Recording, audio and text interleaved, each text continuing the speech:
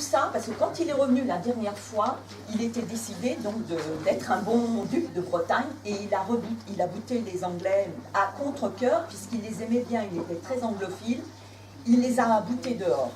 Et il a été le premier duc à armer une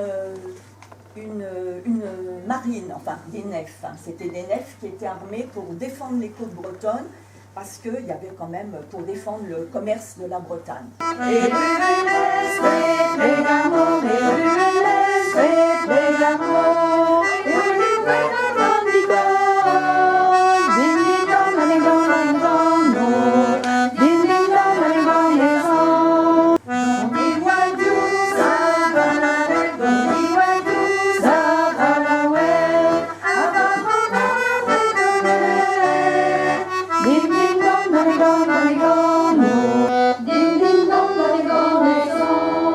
Nous sommes sous la Régence en 1718.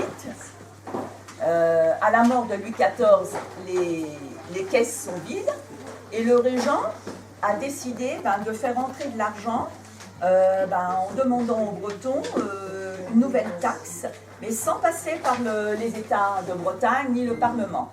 Donc Pont-Calec fait partie de la conjuration. Pont-Calec, Talouette, Duc-Ouedic, Montlouis, toujours un peu la chose à Pont-Calec, on se demande pourquoi c'était pas lui le meneur, à vrai dire, c'était pas le marquis de Pont-Calec, et à vrai dire, on dit dans la chanson qu'il était aimé des siens, de ces gens, mais c'est pas vrai, c'était un contrebandier, et c'était un type qui valait pas grand chose, à vrai dire, il faisait la contrebande de tabac, et il était même très dur avec ces gens. Je crois que c'est mis dans le Barzès Brise.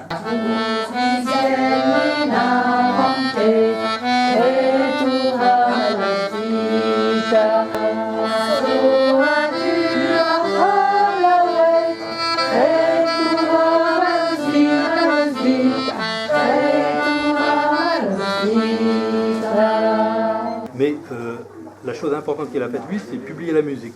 Alors, c'est pas lui qui a recueilli la musique, il avait certainement dans sa formation d'enfant noble, etc., des notions musicales, et c'est l'abbé Henri, qui était l'aumônier de l'hôpital Plumeur, qui a recueilli la musique. Voilà. Et donc c'est grâce à cette association qu'on a le Barzaz-Breiz avec la musique. Mais la querelle de Barzaz-Breiz est venue du fait que donc, la ville marquée a publié 3 fois le Barzaz-Breiz, 1839, 1845 et 1867, et qu'à aucun moment il n'a donné ses méthodes de collectage. Si bien que dès son vivant, il a été accusé, notamment par Luzel et par un certain Lemaine qui était archiviste à Quimper, il a été accusé d'avoir tout créé les chants, d'avoir tout inventé. C'était quelque chose une accusation qui n'était pas folle en soi, parce qu'il y avait un Écossais là, qui avait inventé complètement aussi des chants écossais, c'est Macpherson, mais là ça a été connu qu'il avait tout inventé d'un bout tout en ayant dit qu'il avait collecté, qu'il avait. Bon, donc qu'on l'accuse d'être un faussaire comme l'Écossais, là, c'était pas complètement stupide.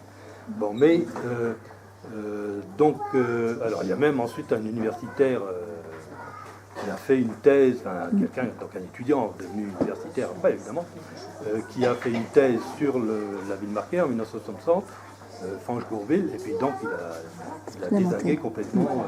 Bon, c'est comme ça quoi. Bon, mais vers 1965, un autre chercheur de Quimper, Donatien Laurent, a eu accès au carnet de collecte de la ville marquée auprès de la famille, donc au manoir de Kéransker, c'est la sortie de Quimperlé. Et donc le Donatien Laurent a prouvé que la ville marquée avait effectivement bien collecté en breton, parce que les carnets sont en breton, ce qui était une des accusations qui était portée contre la ville marquée, c'est qu'il ne connaissait pas le breton et qu'il n'avait pas collecté en breton. Et donc Donatien Laurent a établi la vérité de la collecte de la ville marquée et aussi la vérité de la collecte musicale. Effectivement, il y a 4 ou 5 chants qu'il est le seul à avoir collecté. c'est un peu à cause. Alors, les autres, quand même, ils étaient quand même relativement connus. Et c'est pour ça, effectivement, qu'on l'a accusé d'avoir inventé ces chants-là. Et nous, la famille, on a beaucoup on remercie beaucoup Donatien Laurent parce qu'il a réhabilité notre grand-père, comme vous dites, qu'on a accusé pendant 80 ans comme un faussaire. Et comment se fait-il que de son vivant, il ne se soit pas défendu? C'est ça que je ne comprends pas. C'est une bonne remarque. Alors on dit qu'il a perdu sa femme quand il était dépressif à la fin de sa vie et qu'il n'avait pas envie d'aller exposer au public, d'aller pour se justifier comme quoi, et montrer effectivement ses carnets. Nous on a 3 carnets, il suffisait qu'il les montre. Carnets de collecte. Alors il dit à tel endroit, telle date, auprès de telle personne, j'ai recueilli tel chant. Donc Donatien Laurent, avec ça, il a effectivement pu, heureusement pour nous, confirmer que c'était bien un travail de collecte et qu'il n'avait pas inventé ces chants. Quand il a sorti le Barzazouaz, il avait 24 ans en 1839. Il a voulu, à titre d'auteur, parce qu'en fait, c'était l'époque romantique. Et il a voulu, il l'a envoyé à un certain nombre d'écrivains de l'époque. Mais c'est vrai qu'on peut lui reprocher, comme on dit à l'époque, il a, à partir des chants qu'il avait recueillis, il les a un petit peu bricolés pour que ce soit présentable pour des Parisiens, comme on dit, des intellectuels parisiens. Et ça, on peut le lui avoir reproché. Autant c'est un vrai travail de collecte, autant... Alors il s'est justifié en disant, moi à l'époque, je ne savais pas comment faire. Aujourd'hui, on aurait probablement simplement exposé ses écrits. On raconte que comme ils avaient la chance d'avoir un manoir et puis d'être assez riche, ils faisaient une espèce de soupe populaire. Alors ils accueillaient des gens, et alors ma grand-mère, là, elle avait eu l'idée de dire tiens, en échange d'une soupe, je sais pas quoi, est-ce que vous ne connaîtriez pas un chant? Et pareil, moi je ne l'ai jamais vu, il y a des carnets de cuisine où dans un petit coin, il y a des chants qui ont été collectés par la mère de Théodore.